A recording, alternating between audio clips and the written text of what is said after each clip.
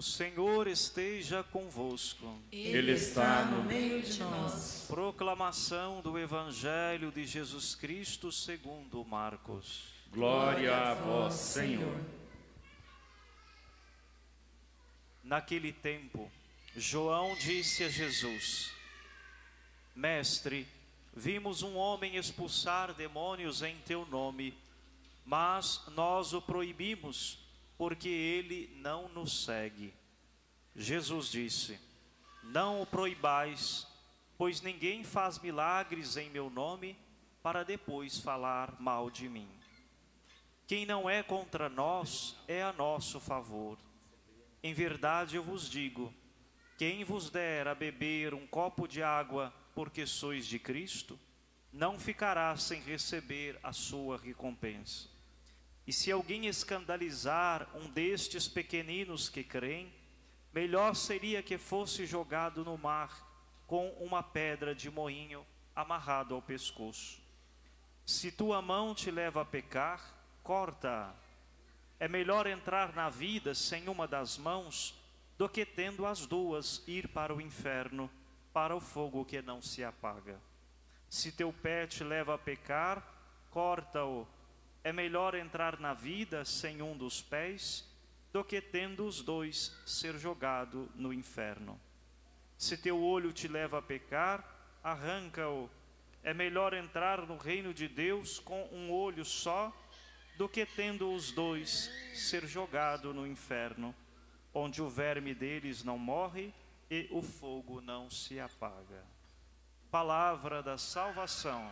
Glória a vós, Senhor. Incendeia a minha alma, incendeia a minha alma, incendeia a minha alma, Senhor. Incendeia a minha alma, incendeia a minha alma, incendeia a minha alma, Senhor.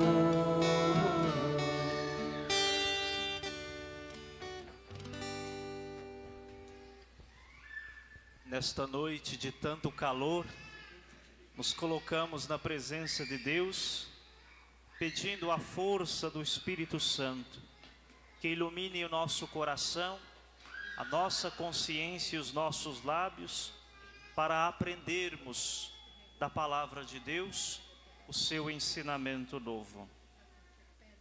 Irmãos e irmãs, a liturgia deste 26º domingo, as leituras, o Salmo e o Evangelho têm uma tônica em comum.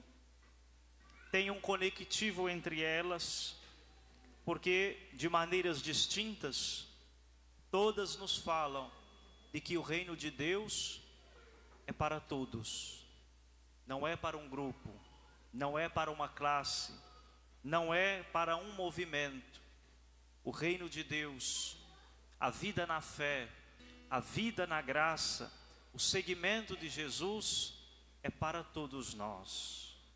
É o que vimos no início do Evangelho de hoje, quando João diz a Jesus que eles, os apóstolos, haviam visto um homem expulsar demônios em nome de Jesus, e eles o proibiram de fazer isso. Jesus repreende João dizendo: quem não é contra nós é a nosso favor. Ou seja, ninguém pode expulsar um demônio, ou melhor, expulsar o mal, fazer o bem em nome de Jesus e não ser de Jesus. Mais adiante, no Evangelho, que a priori nos assusta, porque se nós lermos de maneira literal, vai parecer uma contradição. Jesus diz: se teu olho te leva a pecar, arranca-o. Se teu pé te leva a pecar, corta. Se tua mão te leva a pecar, corta fora. É melhor entrar no reino de Deus sem estes órgãos e estes membros do que com todo o corpo sadio e perfeito, entrar no inferno. É claro, precisamos compreender bem o que está no pano de fundo destas expressões de Jesus. Primeira parte do Evangelho. A igreja, a vida espiritual, não pode nunca ser elitista, nem sectista. Todos os que desejam abraçar a fé em Jesus devem encontrar em nosso meio espaço, devem ser bem acolhidos e recebidos. Todos os que desejam trilhar o caminho de Deus trabalham para Deus e em nome de Deus, independente de onde esteja ou como faça. Primeira parte do Evangelho, podemos refletir desta maneira, e está ligado também à primeira leitura, quando nós vemos duas figuras que não estavam no grupo dos 70 anciãos, que receberam o espírito de Moisés, ou seja, a sabedoria de Moisés, para profetizar, mas que também receberam este dom, e por ciúmes quiseram fazer calar a profecia destes dois homens. Então Moisés disse que não devia isto acontecer. Primeira leitura e o Evangelho de hoje chama-nos a atenção, sobretudo na vida eclesial, na vida da igreja, para aprendermos, ainda que seja na marra, a acolher bem a todos. Aprendermos que existe espaço para todos, que há distintos dons, carismas, ministérios que envolvem a vida eclesial, a vida da igreja, a vida de fé, e que a diversidade destes dons e carismas é que formam o arcabouço da beleza da vida da igreja. Talvez possamos entender esta leitura como um convite a uma conversão pastoral no meio de nós. Vejamos como andam os nossos movimentos, as nossas pastorais, os nossos grupos, e se lá não agimos com ciúmes, nos sentimos donos do grupo, donos de um carisma e querendo apreender dentro de nós a força de Deus.